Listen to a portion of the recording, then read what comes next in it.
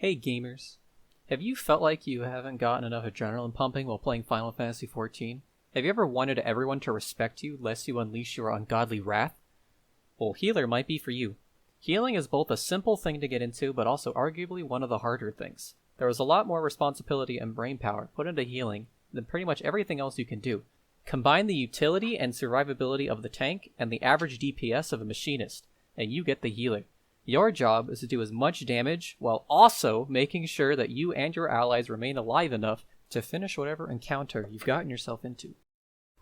But what do you mean damage? Aren't healers supposed to heal and only heal? It's in their name. No, of course not. But also yes, as a man with a lizard head once said, doing damage just mitigates future damage. You also give your party more leeway for in-rages if your group struggles with DPS checks. There is a fine balance to how much you need to heal and how much you need to damage. Your skill as a healer almost completely depends on your ability to tell which is needed where. Deciding which healer to play may be really tricky. It all depends on what kind of playstyle you prefer. There's the regen healer, whose job is to make sure that everyone has enough health for any given situation, and the shield healer, that reduces any oncoming damage. At this time there are 4 healers, 2 in each category. The regen healer consists of the white mage, a good introductory healer that turns your heals into damage, and the astrologian, that is really into card games and space. They use their third eye to predict and put out delayed heals for their party, and their main utility is to feed cards to the endless hunger of the DPS players. And then there's the shield healers. They have the scholar. They're like a summoner, but instead of inflicting pain with monsters, they heal with a cute girl that is oftentimes too late to do anything when you order them to.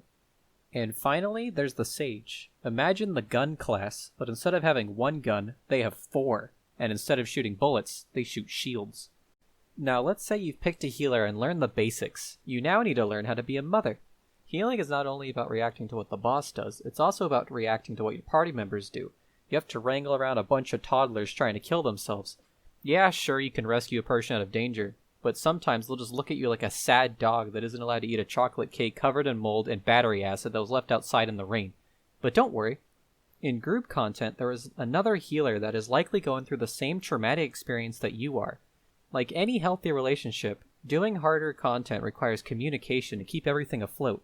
You don't want to use all your mitigation as a scholar and then realize you don't have anything for the gigantic meteor that's going to wipe out your entire party.